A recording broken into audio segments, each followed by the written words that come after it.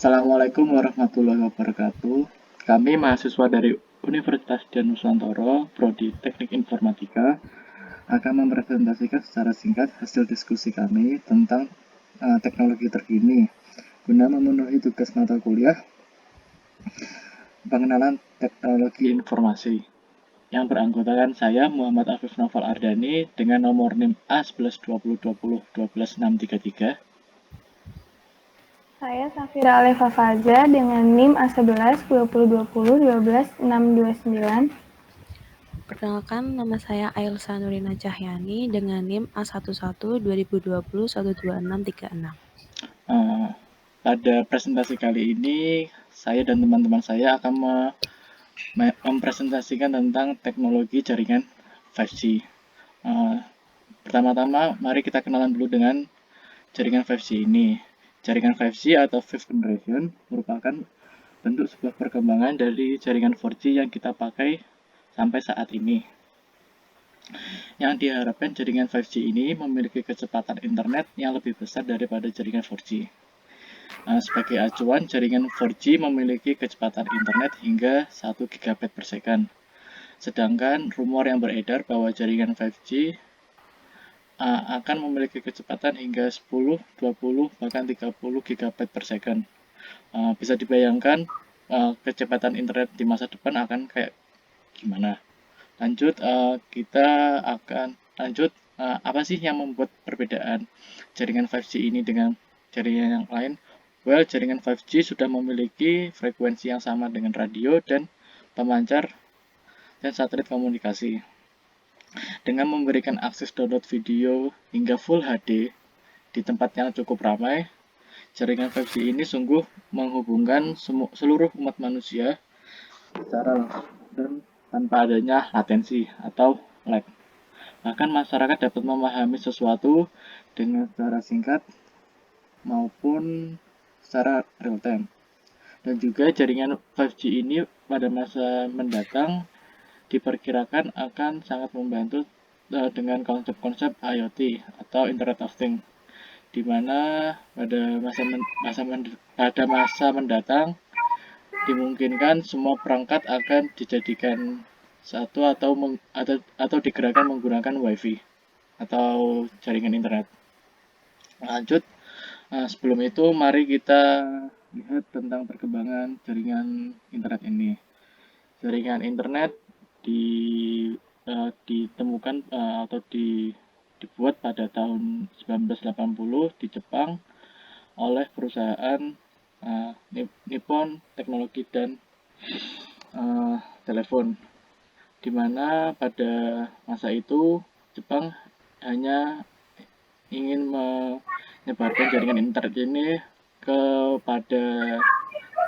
seluruh Jepang. Namun beberapa tahun kemudian Amerika menyetujui operasi jaringan 1G ini dengan Motorola Dynatec yang menjadi cikal bakal ponsel pertama. Namun demikian, jaringan 1G ini masih memiliki banyak kekurangan, antara lain jangkauannya buruk dan suara kualitasnya juga rendah, serta dukungan roaming pun tidak ada pada jaringan ini. Setelah beberapa tahun, jaringan 1G berkembang menjadi jaringan 2G. Pada jaringan ini dibuat di Finlandia dalam naungan GSM di Finlandia pada tahun 1990. Dan kelebihan pada jaringan ini itu pengguna sudah bisa melakukan kirim SMS dan MMS di ponsel mereka. Walaupun memiliki kecepatan yang relatif rendah, tetapi jaringan 2G ini sangat melakukan revolusi industri di bidang data seluler dan juga di bidang ponsel. Lalu jaringan 2G berkembang lagi menjadi jaringan 3G. Jaringan 3G dibentuk oleh anak perusahaan NTT, yaitu NTT Docomo. Pada masa ini layanan roaming mulai bermunculan dan juga video konferensi, video streaming dan juga video voice over IP atau Skype dan sebagainya mulai bermunculan. Bahkan BlackBerry pun muncul setelah 1 tahun dikeluarkannya jaringan 3G ini. Jaringan 3G ini cukup tenar, bahkan masih dijumpai banyak orang yang memakai hingga saat ini. Walaupun jaringan ini mulai meredup dikarenakan banyaknya bermunculan seri-seri iPhone. Lalu jaringan 3G berkembang menjadi jaringan 4G. Pada masa 4G ini sudah mulai menggunakan LTE atau long term evolution, di mana kecepatan internet menjadi lebih tinggi yang mencapai 1 GB per second untuk download dan lain-lain. Namun walaupun begitu, pada masa sekarang masih banyak daerah-daerah yang belum mendapatkan akses ke jaringan 4G ini. Lalu dirumorkan pada tahun 2020-2019 hingga tahun ini bahwa jaringan 4G akan dikembangkan menjadi jaringan 5G. Jaringan 5G masih tahap perkembangan, di mana rumor menyatakan bahwa kecepatan internet pada jaringan 5G nanti akan 30 kali lebih cepat maksud saya. Dan pada masa mendatang kemungkinan jaringan 5G akan digunakan untuk konsep-konsep IoT dan dunia perobotan. Materi selanjutnya akan disampaikan oleh teman saya, yaitu Safira alias Fafazah. Pada Kak Safira dipersilahkan. Oke, di sini saya akan membahas tentang aplikasi atau implementasi jaringan 5G di dalam kehidupan sehari-hari. Pertama, pengaplikasian untuk kemajuan masyarakat. Jadi 5G ini bisa mempermudah untuk meningkatkan keamanan dan keberlanjutan hidup manusia. Seperti yang pertama, jaringan listrik yang lebih cerdas untuk pengurangan emisi karbon secara signifikan. Kedua, sensor terhubung yang dapat mendeteksi dan memperingatkan bencana alam sejak dini. Ketiga, drone menjadi alat kunci untuk mempercepat dan mendukung tanggap situasi darurat.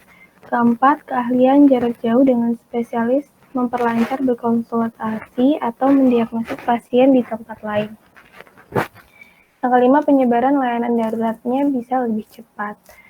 Pengaplikasian untuk kemajuan di bidang industri. Jadi 5G itu juga dasar untuk bisnis atau teknik industri yang lebih fleksibel, efisien, dan bertanggung jawab. Seperti yang pertama, jalur produksi secara mandiri bereaksi terhadap pasokan dan permintaan. Kedua, tiruan digital yang dapat memperingatkan tentang kesalahan mesin.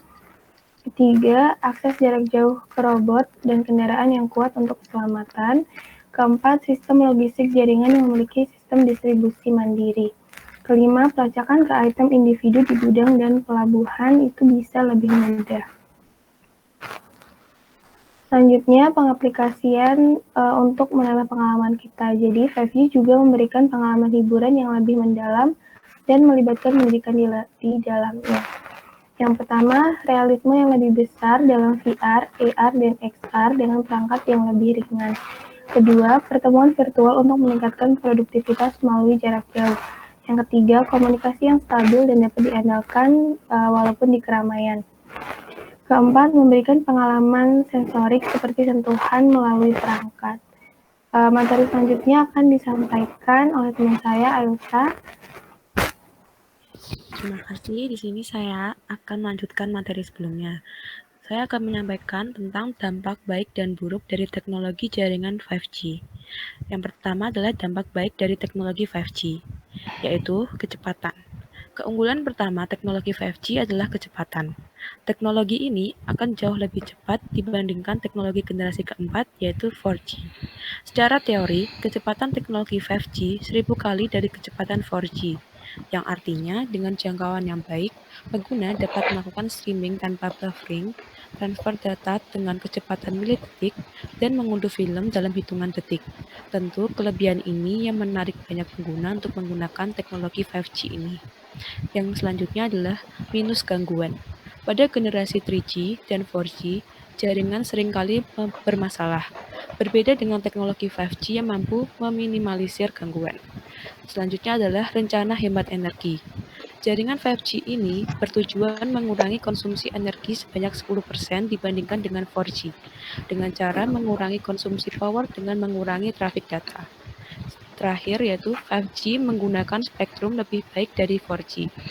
5G dirancang untuk mendapatkan hasil maksimal dari setiap bit spektrum di berbagai paradigma. Pengaturan pita spektrum yang tersedia dari pita rendah di bawah 1 GHz hingga pita menengah dari 1 GHz hingga 6 GHz. Selanjutnya adalah dampak buruk dari teknologi 5G. Oke, yang kedua adalah dampak buruk dari teknologi 5G.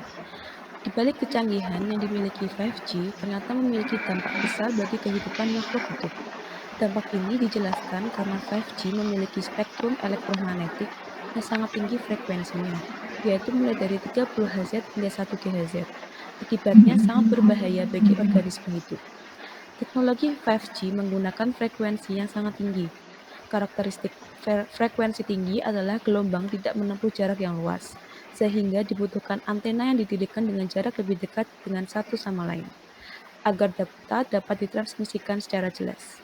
Beberapa dampak serius dari tereksposnya manusia terhadap gelombang 5G yang sudah diteliti oleh ilmuwan antara lain, gangguan metabolisme sel, kebocoran darah dalam otak, pengurangan melatonin yang menyebabkan insomnia dan meningkatnya risiko kanker, kerusakan jaringan dan terjadinya penuaan dini, serta risiko kanker karena terputusnya rangkaian DNA untai tunggal dan untai ganda. Sedangkan untuk dampak lainnya antara lain, yang pertama adalah biaya tinggi. Semakin canggihnya suatu teknologi, maka semakin tingginya biaya yang digunakan dalam pengembangan teknologi tersebut. Teknologi 5G yang beranggapan bahwa pengguna akan menonton video dengan cepat tanpa terputus-putus, mendownload file dalam hitungan detik, dan kecepatan yang tinggi pasti membutuhkan biaya yang tak sedikit. Oleh karena itu, pengguna dituntut untuk menyediakan data yang besar yang tentunya jauh lebih mahal. Kedua, dukungan untuk perangkat lama berkurang. Pada prinsipnya, teknologi yang terus berkembang akan memaksa pengguna untuk mengikuti tren yang ada, karena industri seluler yang selalu mengembangkan inovasi dalam teknologi mereka hingga cenderung menghentikan dukungan dalam memperbarui perangkat lama. Yang ketiga, efek terhadap lingkungan. Akibat pembangunan infrastruktur jaringan 5G yang membutuhkan banyak menara untuk memancarkan data ke perangkat pengguna yang tentunya membutuhkan banyak lahan dan yang saling berdekatan. Akibatnya, kelestarian lingkungan terancam dan banyaknya penebangan pohon. Yang keempat, cakupan jangkauan yang terbatas. Teknologi 5G ini terancam tidak dapat menjangkau ke seluruh negara di dunia. Hal ini disebabkan kondisi geografis yang beraneka ragam dari masing-masing negara. Yang terakhir, masalah privasi dan keamanan. Dalam riset yang dilakukan oleh University of Lorraine dan University of Dundee menyimpulkan bahwa teknologi 5G ini akan memiliki masalah dari segi keamanan. Demikian yang dapat kami sampaikan. Semoga informasi yang kami sampaikan dapat bermanfaat. Sekian dan terima kasih. Wassalamualaikum warahmatullahi wabarakatuh. Waalaikumsalam warahmatullahi wabarakatuh.